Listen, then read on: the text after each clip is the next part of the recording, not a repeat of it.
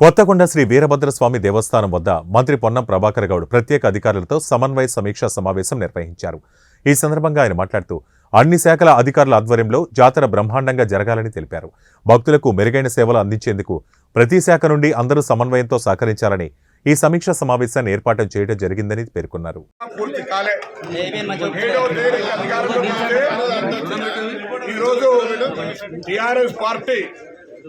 అసహనానికి గురై కాంగ్రెస్ పార్టీని 460 420 చీటర్స్ గా ఒక బుక్లో రిలీజ్ చేసింది.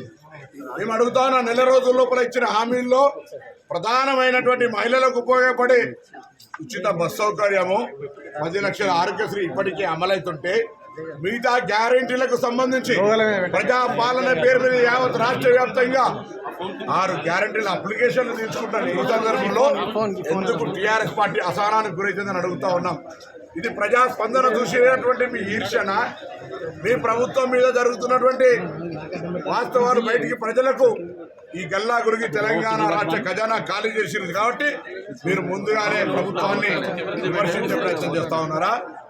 ఈ రోజు అడుగుతా ఉన్నాం. మేము 420 అయితే ఈ రాష్ట్రాన్ని దోపిడీ దొంగల్లాగా దోచుకొని డికాయిటిక్ సెక్షన్ 390, నేను అడ్వకేట్ను, వారి పోలీస్ అధికారి 390 సెక్షన్ తెలంగాణ ప్రజలారా, భారత రాజ్యాంగ స్మృతి ప్రకారంగా టీఆర్ఎస్ల గత చదువుకునే బుద్ధి, జ్ఞానం, చట్టం, రాజ్యాంగం పట్ల గౌరవం లేదు.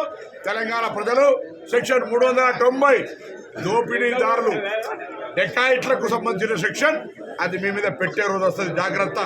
మేము ఇప్పటివరకు నెల రోజుల కాగాలి కాంగ్రెస్ పార్టీ తరఫున ఆరోపణ చేస్తాం. సార్, రేపు తెలంగాణ వ్యాప్తంగా ఉన్న అద్దె బస్సులు నడవే అంటున్నారు, దానిపై మీరు ఏమంటారు? అద్దె బస్సులు నడవేయని ఎక్కడ ప్రకటనలే. వాళ్ళ యాజమాన్యం నాకు కూడా కలిసారు, ఆర్టీసీ ఎండీ గారిని కలిసారు, కమిటీ వేసినాం. 10 రోజుల సమయం లోపల వాళ్ళ యొక్క గ్రీవెన్స్, వాళ్ళ యొక్క బాధను ప్రభుత్వం వింటది, పరిష్కరిస్తుంది. సమ్మెకు అటువంటి పోయే అవకాశం లేదు. ఒకవేళ ఏం వాళ్ళకు న్యాయమైన కోరిక వినకపోతే కదా ఆ సంఘాన్ని కూడా అడగండి.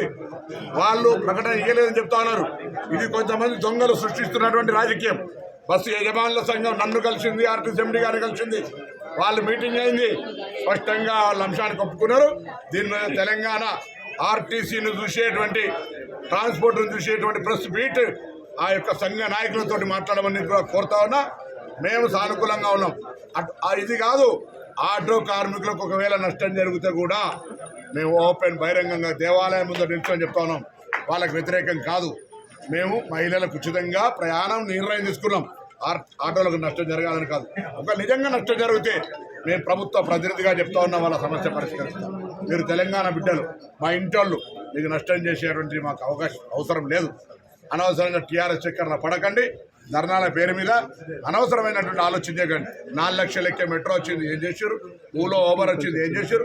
అరే, ఇలా అనేకమైన రకాలు వస్తాయి. దానికి సంబంధించినటువంటి ప్రత్యామ్నాయంగా మీకైనా అవసరం ఉంటే మమ్మల్ని అడుగురు, మీకు